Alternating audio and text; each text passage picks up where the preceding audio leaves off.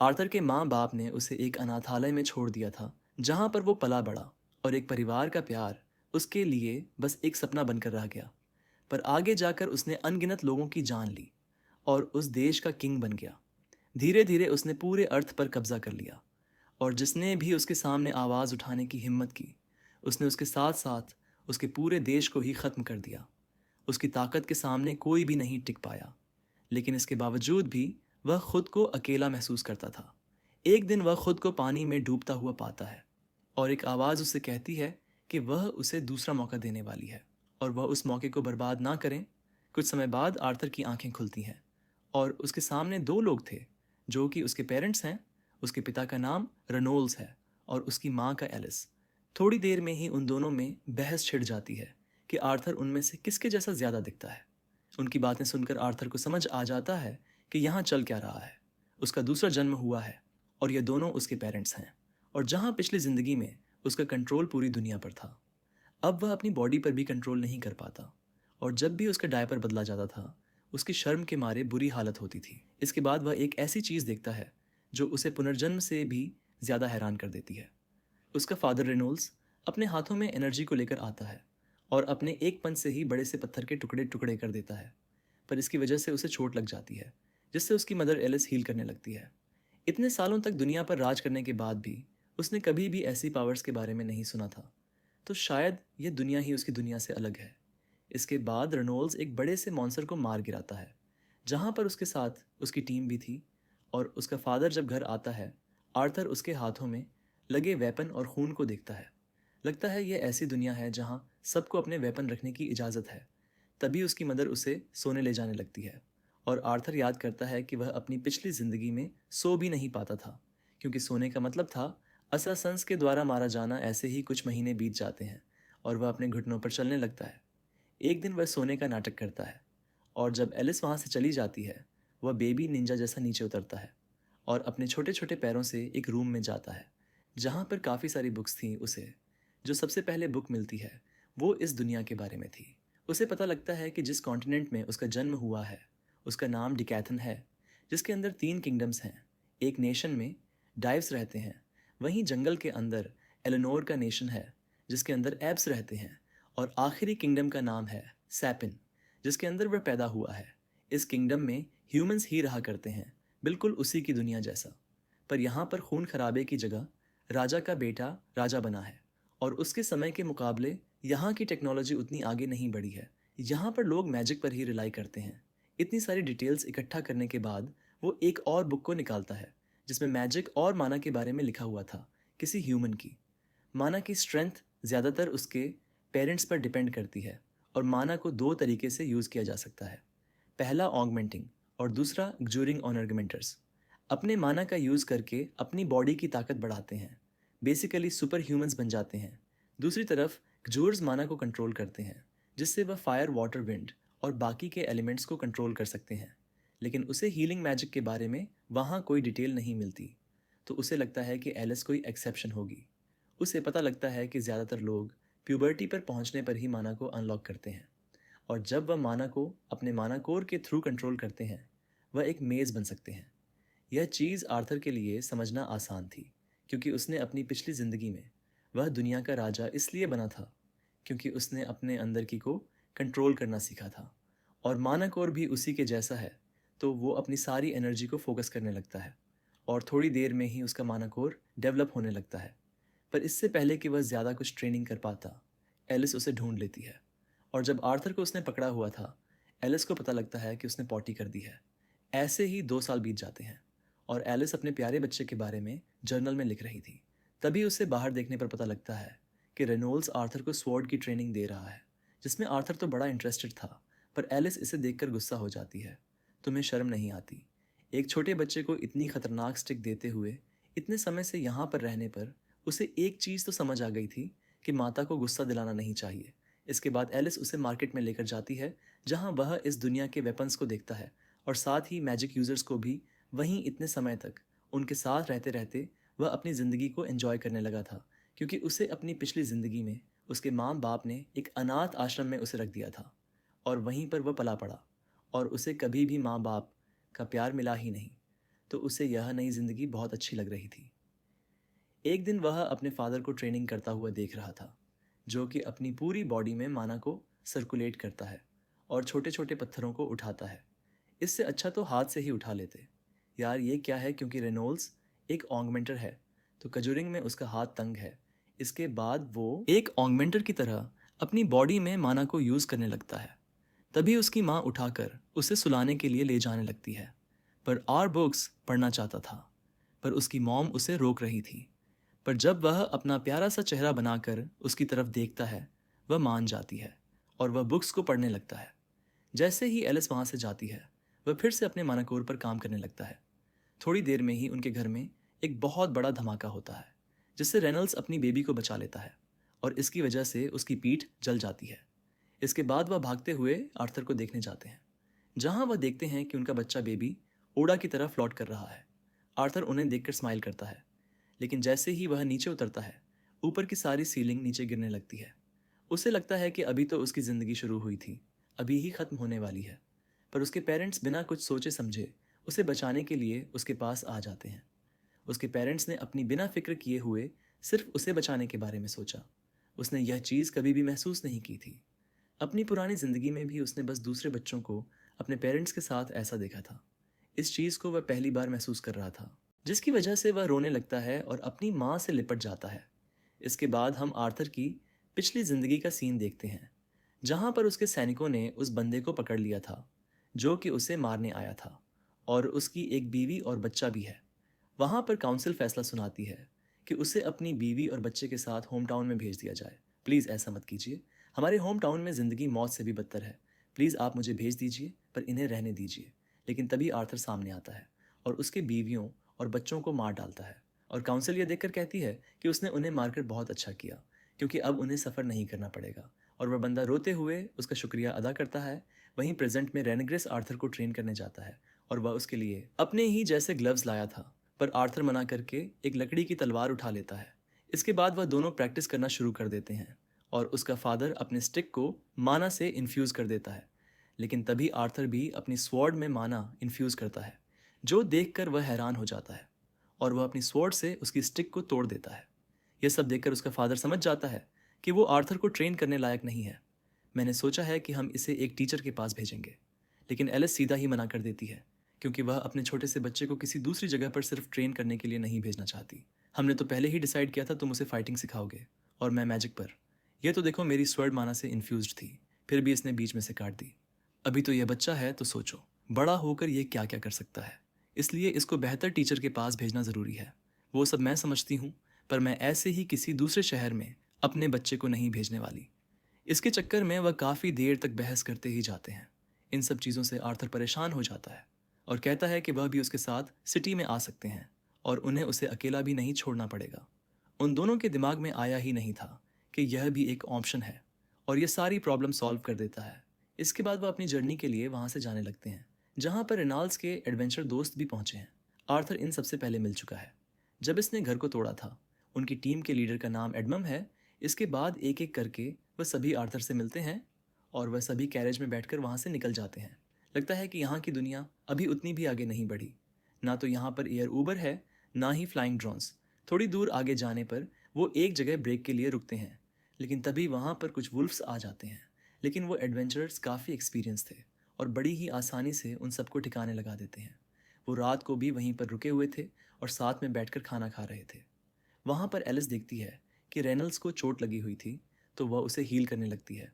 जैसे ही वह उसे हील करने लगती है, वह सारे एडवेंचरर्स उसके आसपास घेरा बना लेते हैं। ऐसा इसलिए था क्योंकि हीलिंग मैजिक बहुत ज़्यादा रेयर होता है, तो इसीलिए इन्हें छुप कर रहना होता है, क्योंकि किडनैपर्स और काफ़ी सारे लोग हीलर्स के पीछे पड़े रहते हैं। इसलिए रेनल्ड्स और एलिस आबादी से बहुत दूर जाकर रह रहे थे। वहीं खाना ठूसने के बाद एडमम थोड़ी प्रैक्टिस करना चाहता था और वह इसके लिए आर्थर को बुलाता है, और ताकि उसे चोट ना लगे वह अपने वेपन पर कपड़ा बांध लेता है। वह दोनों ही अपने अपने वेपन्स में माना को इन्फ्यूज़ करते हैं। वहीं आर्थर ने अपने पैरों में भी माना को इन्फ्यूज़ किया था, और जैसे ही वह एडमम के ऊपर हमला करने वाला था, वह अचानक से उसके सामने से गायब हो जाता है और उसके पीछे पहुंच जाता है। यह अटैक करने के लिए उसके लिए परफेक्ट मौका था, पर उसके प्यारे प्यारे एंकल्स उसके हिसाब से काम नहीं करते और वह फिसल जाता है। इसकी वजह से एडमम को उससे बचने का मौका मिल जाता है। इसके बाद वह दोनों फिर से क्लैश करते हैं, पर वो अपने छोटे से शरीर की वजह से हवा में उड़ता हुआ जाता है। ये देखकर एलिस डर जाती है, पर एंजेला अपने विंड मैजिक का यूज़ करके उसे आराम से नीचे उतार देती है, जिसके बाद सारे लोग उसे डांटने लगते हैं क्योंकि उसने एक छोटे से बच्चे पर इतनी ज़्यादा ताकत यूज़ कर ली। अरे वो बच्चे जैसा कहाँ है, तुमने उसे देखा नहीं? इसके बाद आर्थर के पास जैस्मीन आती है। वह उसकी फ़ाइट को देखकर बहुत इम्प्रेस्ड थी और उसे सिखाने को कहती है, जो उसने अपने पैरों पर मैजिक यूज़ किया था। आर्थर इस टेक्निक को सीक्रेट रखना चाहता था क्योंकि उसने इसे अपनी पिछली ज़िंदगी में मास्टर किया था, पर आर्थर उसके थोपड़े को देखकर समझ जाता है कि जब तक वो उसे नहीं बताएगा वो उसे परेशान करती रहेगी। अगली सुबह वो फिर से अपनी जर्नी पर निकल जाते हैं। वहीं इस सफ़र के दौरान वह सारे एडवेंचर्स एक एक करके आर्थर को अपनी चीज़ें सिखाते हैं। एडम उसे स्पेयर यूज़ करना सिखाता है, हेलन बो, लेकिन इसके बाद सिखाने की बारी आर्थर की थी। वह जैस्मीन को वही टेक्निक सिखाता है। वह उस टेक्निक को एक ही बार करके सिखाता है और जैस्मीन उसे सीख भी जाती है। अगली सुबह उसका शुक्रिया अदा करने के लिए जैस्मीन उसे एक नाइफ देती है। इसके कुछ समय बाद फिर से वहाँ से निकल जाते हैं, लेकिन तभी अचानक से कैरेज रुक जाती है क्योंकि उनके कैरेज के बाहर बहुत सारे डाकू आ चुके थे, जिन्होंने उन्हें चारों तरफ से ही घेर लिया था। उनके सरदार के आर्डर देने के बाद सारे डाकू उनके ऊपर हमला करने लगते हैं, पर वह एडवेंचर्स काफ़ी ताकतवर थे और बड़ी ही आसानी से उन सबको हराते जाते हैं। पर प्रॉब्लम यह थी कि उनकी तादाद हद से ज़्यादा थी और लड़ते लड़ते वो सारे एडवेंचर्स थकने लगे थे। तभी उन डाकुओं का सरदार रेनल्ड्स को घायल कर देता है। आर्थर भी उससे लड़ने के लिए आगे बढ़ता है। तुम अपनी मॉम को लेकर यहाँ से चले जाओ। तभी आपकी तरह लड़ सकता हूँ। तो उसका फादर उससे कहता है कि वह लड़की अपनी माँ को बचाए क्योंकि उसके पेट में उसका भाई या फिर बहन है और वह एक बड़ा भाई बनने वाला है। जिसके बाद वह अपनी मॉम को लेकर वहाँ से भागने लगता है और रोनाल्ड उनके लीडर के ऊपर हमला करता है। आर्थर और उसकी मॉम के सामने कुछ डाकू आते हैं, पर बाकी के एडवेंचरर्स उन्हें ख़त्म कर देते हैं, लेकिन ऊपर खड़ा एक मेज़ उनके ऊपर हमला कर देता है। आर्थर अपनी मॉम को तो बचा लेता है, पर उस अटैक की वजह से वह खाई से ही नीचे गिरने लगता है, लेकिन वह बिना कुछ किए नीचे नहीं गिरने वाला था। तो वह अपने चाकू को निकालता है जिसमें उसने रस्सी बांधी हुई। वो रस्सी उस मेज़ के पैर में फंसाकर उसे भी अपने साथ नीचे गिरा लेता है। डर और एंजेला अपने मैजिक से उस तक पहुंचने की कोशिश करते हैं, पर वह ऐसा नहीं कर पाते। उसने अपनी मॉम को बचा लिया था, जो सोचकर वह काफ़ी खुश था, लेकिन जैसे ही उसे याद आता है कि वह बड़ा भाई बनने वाला था और वह उस चीज़ को कभी महसूस नहीं कर पाएगा, वो रोने लगता है। किसी तरह आर्थर उस नदी से तैरकर बाहर आता है और उसके सामने एक बड़ा सा मॉन्स्टर था। आर्थर उसे देखकर डर जाता है और इससे पहले कि वह बीस्ट कुछ करता, वह उसके ऊपर हमला करने जाता है, लेकिन वह अपनी एक उंगली को फ्लिक करके उसे एक बॉल की तरह लुढ़कता हुआ पीछे भेज देता है। वो मॉन्स्टर कहती है कि वह बुरी नहीं है और उसकी दोस्त बनना चाहती है, पर उसका थोपड़ा देखकर कोई भी भला दोस्त क्यों बनना चाहेगा। आर्थर को अभी भी काफ़ी ज़्यादा चोट लगी थी, तो वो मॉन्स्टर उसे कुछ फल्ला कर देती है। कुछ खाओगे तभी तुम्हारी इंजरीज ठीक होंगी। आर्थर जैसे ही हिलने की कोशिश करता है उसे दर्द होने लगता है, जिसकी वजह से वह रो पड़ता है। वो उससे काफ़ी सारे सवाल पूछना चाहता था, पर वो मॉन्स्टर कहती है कि वो खाएगा, उसके बाद ही जवाब मिलेंगे, जिसके बाद वह धड़ाधड़ उन फलों को खाने लगता है। आर्थर सबसे पहले अपने पेरेंट्स के बारे में पूछता है। मैं इस जगह को छोड़कर नहीं जा सकती हूँ, पर मैंने अपने मैजिक से देखा है कि उन्होंने सभी बैंडिट्स को हरा दिया है और वह वहाँ से जा चुके हैं और ये 2-3 दिन पहले की बात है। उसके पेरेंट्स सही सलामत थे। ये सुनकर आर्थर खुश हो जाता है। इसके बाद वह मॉन्स्टर अपना नाम उसे बताती है, जो कि सिल्विया था। कुछ समय तक आराम करने के बाद आर्थर की इंजरीज ठीक हो जाती है, पर सिल्विया उसे बताती है कि वह अकेले अपने घर वापस नहीं जा पाएगा। यह कि वेल्व्स के फॉरेस्ट के बाहर है और फॉरेस्ट में बहुत सारे मैजिकल बीस्ट और बैंडिट्स हैं और वो अपनी नन्ही मुन्नी बॉडी से उनसे नहीं बच पाएगा। पर तुम फिक्र मत करो, मैं एक डायमेंशनल रिफ्ट खोल सकती हूँ जिसके थ्रू तुम सीधा अपने घर पर पहुँच जाओगे, पर उसे चार्ज करने में मुझे थोड़ा टाइम लगेगा। इसके बाद कई दिनों तक आर्थर वहीं पर रहता है। वो फिर से अपने परिवार को खतरे में नहीं देखना चाहता था, तो वह अकेला ही ट्रेन करने लगता है और वह सोचता है कि सिल्विया देखने में तो बहुत भयानक है, पर वह बहुत अच्छी है और उसका ख्याल भी रखती है। एक दिन अपनी स्वर ट्रेनिंग खत्म होने के बाद वो एक पत्थर पर बैठकर अपने मानाकोर को ट्रेन करने लगता है। एक छोटे से बच्चे के पास मानाकोर है। ये देखकर सिल्विया भी अपने हाथ में बहुत ज़्यादा माना को इकट्ठा करती है। यह देखकर आर्थर हैरान हो जाता है क्योंकि वो मैजिक को कास्ट करते हुए माना को अपने हाथ में इकट्ठा कर रही थी। अगर वो ये टेक्निक सीख जाता है तो उसकी ताकत बहुत ज़्यादा बढ़ जाएगी, लेकिन इससे पहले कि सिल्विया उसे सिखाती, वो उससे पूछती है कि वह इस टेक्निक को सीखकर अपनी ताकत से क्या करेगा। आर्थर ने पहले कभी इस बारे में नहीं सोचा था, पर जब वह अपने फैमिली और फ्रेंड्स की हालत को याद करता है, वो कहता है कि वो अपनी ताकत का यूज़ करके उन सभी को ख़त्म कर देगा जो उसकी फैमिली की तरफ आंख उठाकर भी देखेंगे। लेकिन सिलीविया को यह जवाब पसंद नहीं आता और वो फिर से उसे उंगली मारती है, जिससे आर्थर उड़ता हुआ पीछे जाता है। मैं टेक्निक उसे कभी नहीं सिखा सकती जिसकी सोच ऐसी हो, पर इसमें गलत क्या है?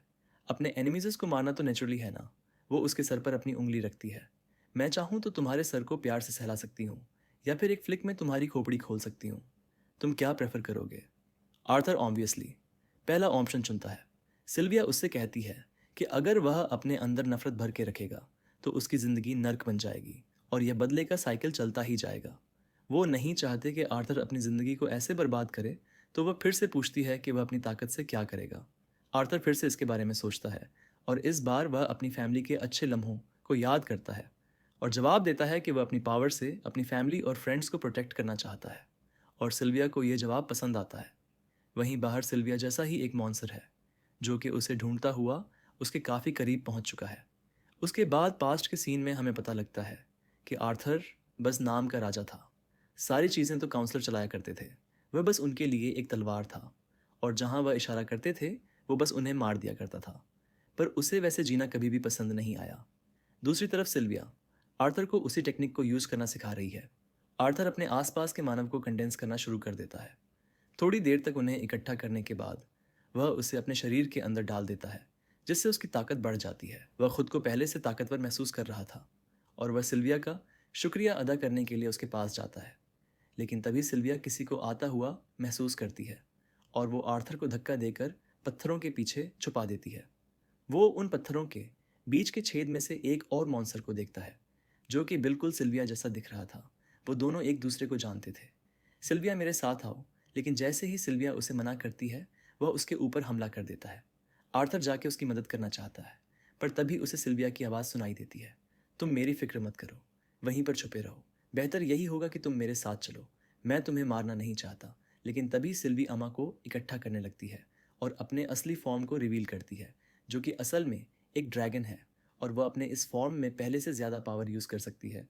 वो उस मॉन्स्टर के ऊपर एक पावरफुल हमला करती है, पर वो उसे ब्लॉक कर लेता है और सिल्विया से कहता है कि वह बेवकूफ़ी कर रही है, क्योंकि वह अपनी इस हालत में ज़्यादा देर तक इतनी पावर का यूज़ नहीं कर पाएगी। सिल्विया इस बात को जानती थी। उसने बड़ी ही लंबी और खुशहाल जिंदगी जी है, तो उसे मरने से कोई डर नहीं है। सिल्विया उसे एक दीवार में दे मारती है, लेकिन वह मॉन्स्टर अभी भी टिका हुआ था और वह काफ़ी सारे अटैक्स लगातार सिल्विया के ऊपर फेंकता रहता है।